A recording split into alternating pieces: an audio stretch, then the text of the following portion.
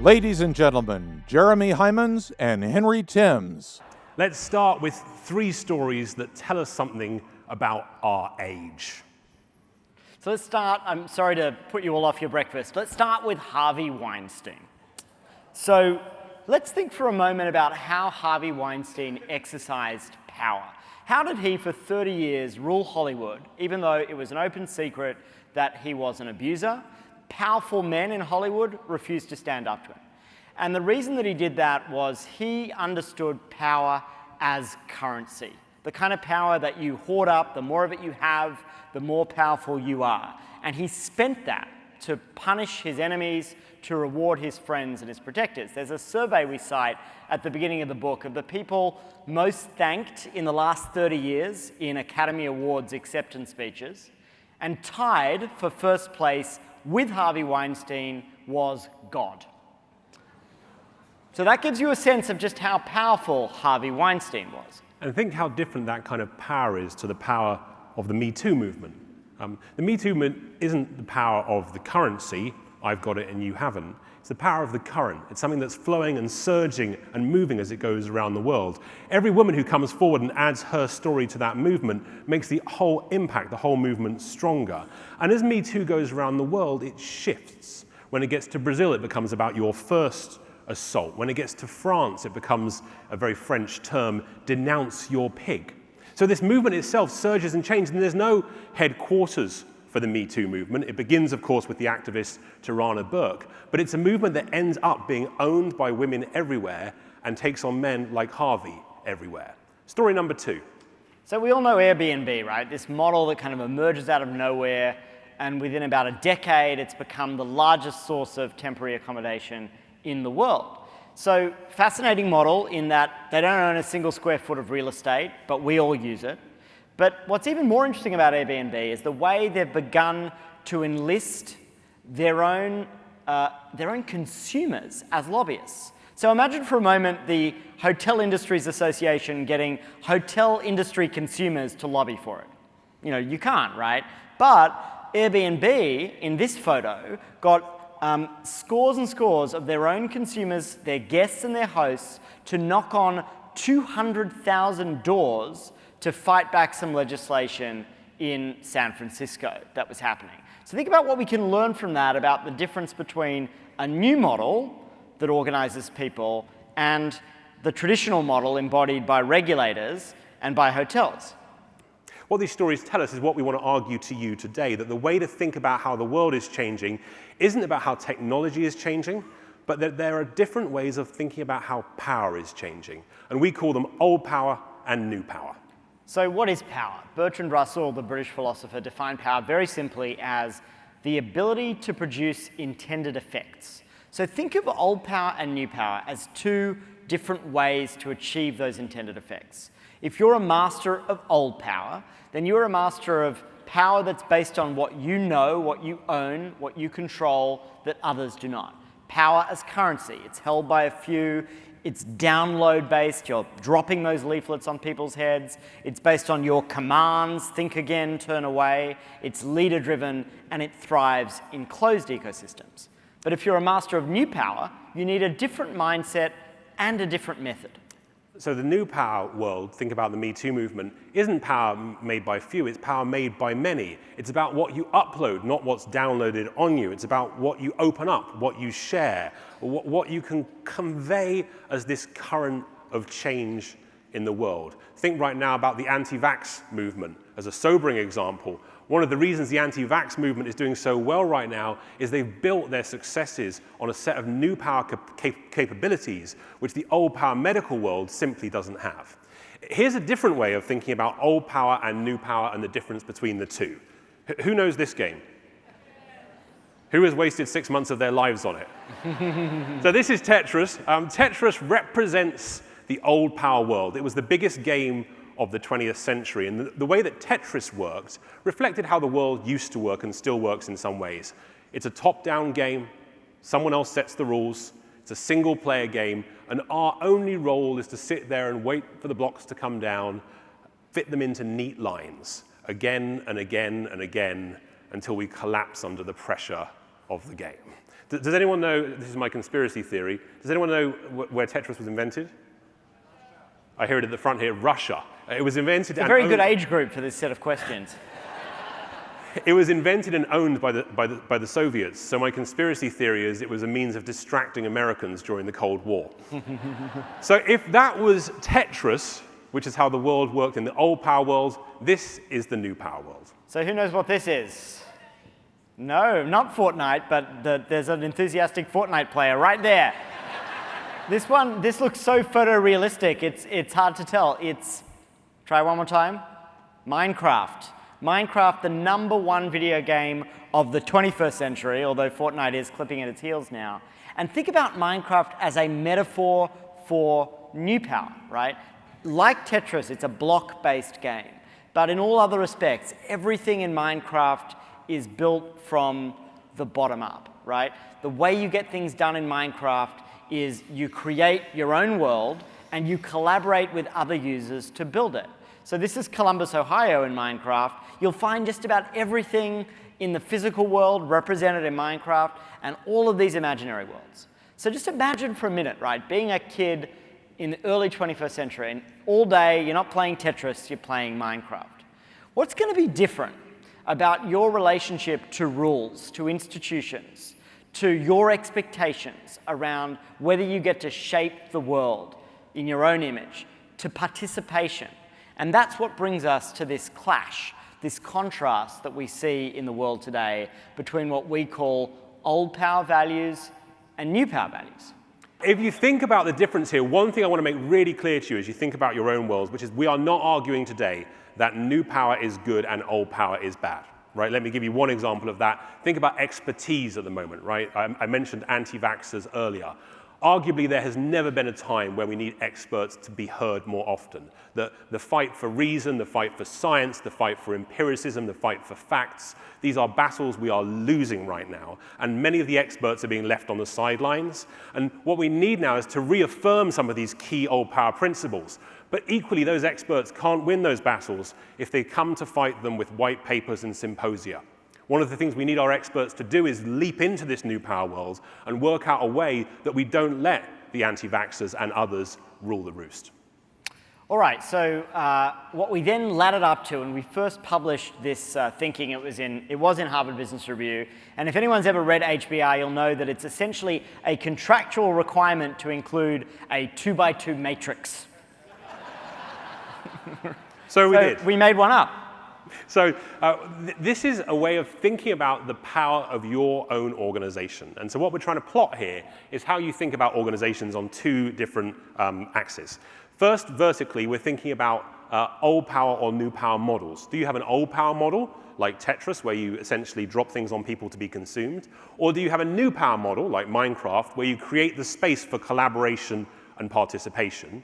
And then on the horizontal axis, we're looking at values. Do you have old power values, confidentiality, expertise, closing things up? Or do you have new power values, the value of the crowd, transparency? We want you to think about your own organization, your own association. And in the next 2 minutes, talking to your neighbor, and please introduce yourself if you haven't met. In the next 2 minutes, we're looking to get the answer to two questions from you. First, where would you plot your organization on this 2x2 now, today? And second, where would you like it to be, aspirationally, not where you think it will be, where you would like it to be in 5 years' time? So two questions. One, where are you today? Where do you want to be in 5 years' time? As a reminder, the two axes on the vertical, we're looking at models. Do you have a Tetris model or a Minecraft model? And on the horizontal, we're looking at values. Are you closed up, expertise, professionalism, or are you opening up more broadly to the crowd? So you have 2 minutes. We're looking for two answers. Where are you now? Where do you want to be in 5 years' time? All right. Okay. All right, ladies and now's gentlemen. the time for some old power. Old power. Very hard. That was the old power of the shush. Yeah. All right, so we are going to now do a quick survey of the room. Can we have some house lights? That was so beautiful. Oh, I should have done that earlier. All right, so we're going to. Here's the first question we're going to ask the room. We're going to take a poll by a show of hands. Who right now, today, sees themselves, let's start on the top left. Do we have any co-opters in the room? We have one at the front. How nice to have you here, sir. All right, so we have one co-opter at the front. Let's now go to the top right. Who right now sees themselves as the crowd? One. Oh, we have one. You should get together, the two of you, later and talk. The bottom right, we have cheerleaders. How many cheerleaders in the room? All right, by my show of hands, I'm thinking that's about 15%. And then castles. How many castles in the room? It's going viral. You're all welcome. About 85% castles. All right, good deal. Next question. Who wants to be in the same place they are now in 5 years' time? We have one hand here. Whatever you do, I'm buying a membership. All right, so we have one person here in the room. One person. It's usually the compliance people who want to stay right where they are. Think just for a second, entire room, we have 5,000 people here. We have one hand who wants to stay in the same place from a power perspective. So one of the big challenges, I think, for any association is going to be how you take that journey over the next 5 years. And our argument for associations is any winning strategy is going to have a new power element at its heart. One of the biggest mistakes organizations will make is they won't take new power seriously enough. They'll do something flippant which doesn't really matter, some low-stakes thing which doesn't change the course of history. And our argument to you today is if you want to get new power right, which I think is going to be at the key of any association who succeeds, you actually have to take it a lot more seriously. So we think there are 4 big questions that you need to ask if you're thinking about using new power and using it well. And here are the big 4.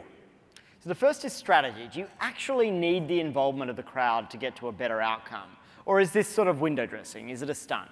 And what value are you providing to the crowd, right? So for example, if NERC had engaged citizen scientists, right, they would have gotten much more substantive answers to a more substantive question. And there would have been value on both sides. But because there wasn't, it was pretty easy for people just to have fun with this. Second question is legitimacy. Do you have legitimacy with the people you're trying to engage with so you're not being ignored? One of the examples of getting this wrong was JP Morgan, after the financial crisis, ran a campaign called #AskJPM, which was an idea to try and encourage people to ask questions about finance in general. And they hoped they'd get questions like, could you please explain what a high derivative swap is? Of course, they didn't. They got questions like, how do you sleep at night? And how do you feel about having brought about the downfall of capitalism? So do you have legitimacy with the people you're trying to reach is an important question for anyone building new power. Question number 3. So control. Now, I think the big mistake people make with new power is they often assume it's a kind of binary choice between anarchy, right, chaos, and the tightest of controls, but that's actually not at all the case. The people who succeed in using new power understand how to cede some control to the crowd, but they also know how to draw that box carefully. They create parameters, and then within parameters they've established, they're willing to accept outcomes that are unexpected or suboptimal.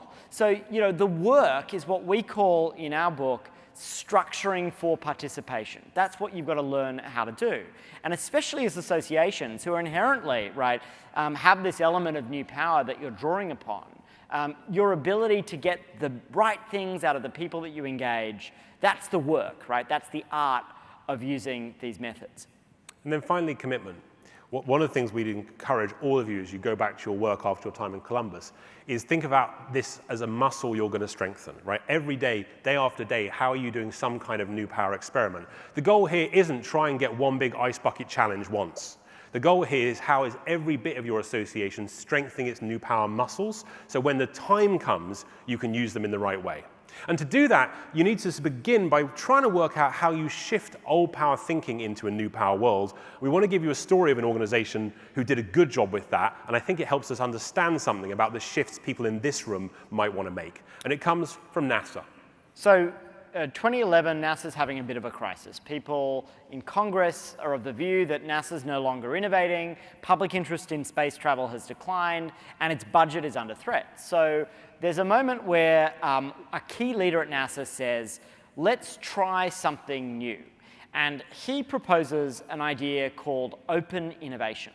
So open innovation is essentially when you turn to people not on your payroll, beyond your 4 walls, to solve a kind of core business problem that you've been unable to solve yourself. And the particular problem that NASA was seeking to solve was in the area of heliophysics. So this is the Kennedy Space Center. Any heliophysician in the room will be able to tell you this, of course, is a solar storm. Solar storms fly through space at an extraordinary speed, and they are to be avoided if you are in the business of space travel. And the best algorithm that NASA had could predict these about an hour or so before they happened, and they got it right about half of the time. As part of this open innovation, a retired engineer sent in an algorithm from New Hampshire, from his shed, and his algorithm predicted these 8 hours in advance and got it right 75% of the time. There was an amazing moment. This idea had come out of nowhere and was much better than the NASA scientists, and he wasn't alone. From around the world, they had these amazing ideas coming in which were thoughtful and moving the needle and really helped build the strength of NASA. And so they had a meeting like this meeting today when the people at NASA got so excited and the chief scientist went forward and said to everyone, to his colleagues at NASA, we're going to break new frontiers of open innovation. We're going to open up to the world. We're going to engage people in every way. And for all of his enthusiasm, that meeting went so badly, they essentially had to close it down. What actually happened was there was this huge tension at NASA between people who loved the idea of the crowd coming in and people who did everything they could to keep the crowd out. And so ultimately what happened, there was an academic who was embedded with NASA at the time. So she saw this debacle of a meeting. I mean, it was literally almost degenerated into one of those brawls in the Taiwanese parliament. And so, you know, it was a real mess. And she starts interviewing the scientists on both sides. And when she interviews the scientists who were opposed, and she asks them about open innovation, she discovers that they're refusing to participate. They're sometimes giving the crowd the wrong information in order to prevent them from being effective. And when she asks them about their views of open innovation, instead of answering her, they start citing their degrees. They say, you know, I graduated from Caltech this time. I wrote this paper. So what she found was that the professional identities of these scientists were profoundly threatened by the idea that people other than them could solve the problem. And so she divided the world into these two categories of scientists. And you'll recognize, I think, these categories in your own worlds and your own organizations. So the first group she called the problem solvers. And these are people, old power thinkers, who thought that they were the people who were the answers, they were the experts, they believed in heavy organizational process, they believed in very high control over their world. You know, the idea of the great scientist, always a white male, right? The great scientist, the apple drops on his head, and then he finds a solution to the problem. That was the mindset of their world. And yet there was another group of people who thought very differently, and she called them the solution seekers. And the solution seekers believed everyone could be the answer. They believed in much lower control, and they believed in this idea of distributing process across the world. And the high point of this conversation, one of the scientists was arguing with her colleagues, and she was saying to them, you all have to stop thinking that the world is your lab, and start thinking the lab is your world, and start thinking the world is your wider lab. So as you think about your own associations, think about the mindset you and leaders are encouraging. Are you encouraging people to be problem solvers? Are you yourself acting like a problem solver? Or are you pushing your organization to grow more solution seekers? Because the answer to shifting towards new power isn't about finally understanding what Snapchat does, right? It's about thinking very differently about how you approach your world. And from a leadership perspective, I think this requires something different from all of us. You know, one of my favorite books is The Hound of the Baskervilles by Arthur Conan Doyle. And in that book, this is Sherlock Holmes stories. And in that book, there's a moment that Sherlock Holmes turns to Dr. Watson. He means this as an insult. And he says to Dr. Watson, he says, Watson, although you are not luminous, from time to time you are a conductor of light. You are not luminous, but from time to time you are a conductor of light. To be a leader in the new power world, we need to resist trying to be luminous ourselves and work out how we can be conductors of light. How can we spread the light of others around the world? And I want to call out our friend Doug Kreidler from the Columbus Foundation here in Columbus, who is an example, and his organization is an example of an organization that isn't about superstars, people who get all the limelight, but about superconductors, about how people spread a message through a community and help more people share the light. They don't absorb the light themselves. And we saw this here in Columbus. An example that Jeremy and I have talked about all around the world now is the example of Save the Crew. And Save the Crew is a new power example where the football team here in Columbus was under threat of being moved to Austin, Texas. And the fans didn't just complain. The fans mobilized. They created plans, they raised money, they made a political ambition, they partnered with organizations around the city, with old power organizations, and ultimately Save the Crew managed to save the team and keep it here in Columbus, Ohio, because they combined the new power of their work with the old power of organizations here in Columbus. And that's a really important idea. We have two ideas to leave you with, but this is the first, that our prescription to all of you today isn't new power instead of old power. Our prescription today is new power plus old power. One of the questions, I think, for all associations, and we heard this at the speech at the beginning today, is what values do we associate ourselves with? We are associations, of course, of topics and of industries, of members, but at our hearts, we are all associations of values. And if you think about the values you stand for, firstly, and secondly, just think about the extraordinary network power of this room. To your left and to your right is someone who oversees a whole world, a whole industry, and sets the tone for that industry and can spread and influence an entire network through their own example. And the rallying cry we would leave you with today is to work out how we can use this new power to make our society stronger and to make life for so many more of us feel much fairer. Thank you for the invitation to Columbus. Thank you so much.